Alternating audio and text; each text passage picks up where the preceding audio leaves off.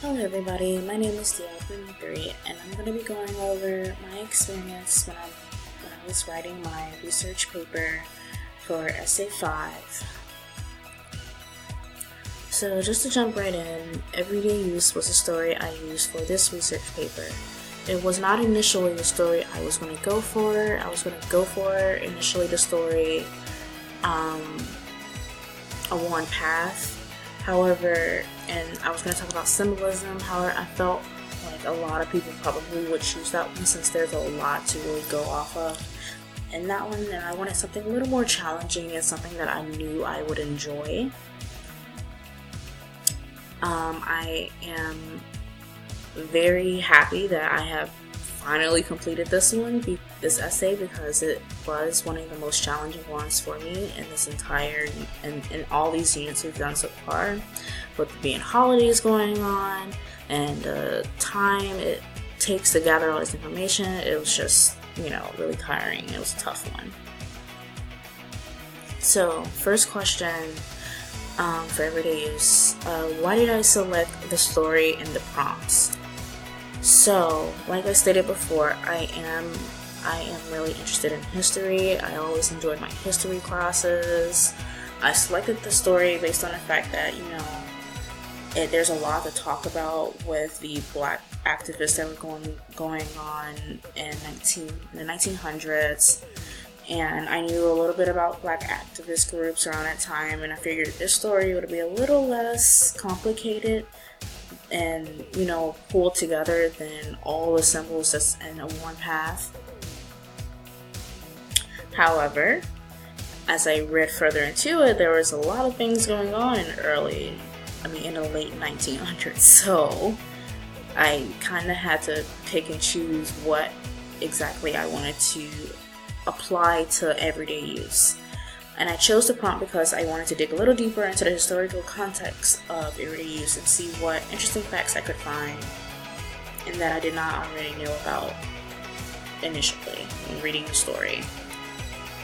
What did you find most interesting in the research articles you selected? So, Article 1, Article 2. Pretty much in Article 1, he went into detail telling readers how African American culture defined Dee and how she used her ideals falsely. He fills readers in on why Dee is different than her family. He talks about how she probably felt when her mom was not, like every other Black person around there, why she didn't live the way Dee wanted her to live. In Article 2, he really went into depth on main characters and non-main characters, such as Hakeem, Dee's boyfriend. He pointed out certain things Hakeem did that stood out and represented his ideals and his personality. He really unraveled the characters to the bones. He stripped them naked for the readers to see. And the second question, what did I learn? I learned more about the true symbols of heritage and everyday use. And I learned more about the movements that were going on back in the late 1900s. Everyday use. What new questions about the story did you have? Some questions I had was, why did Dee look down on her family's heritage? Why did she not realize that her family heritage was her heritage and she did not need to go out and find a new heritage and start over?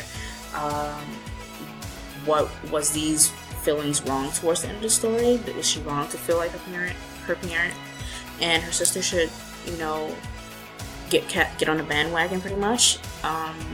Why is Dee like this? Did Hakeem influence her? Was it inevitable that she would already be influenced because she went to a different school?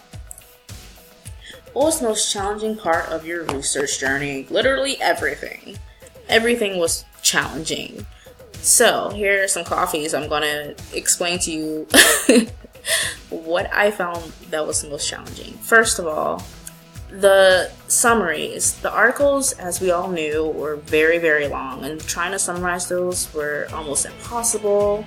And then you go to your prompt decisions and the outlines. But the outline, really, once I found the summaries, I was able to construct a perfect outline for it, I would say.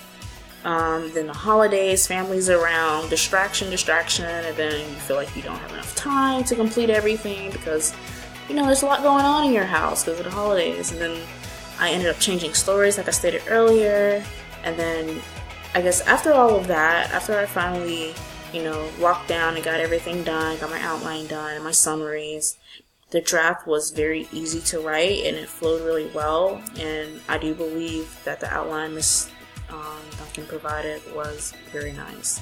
It really did help me. And that's about it. Thank you guys for listening.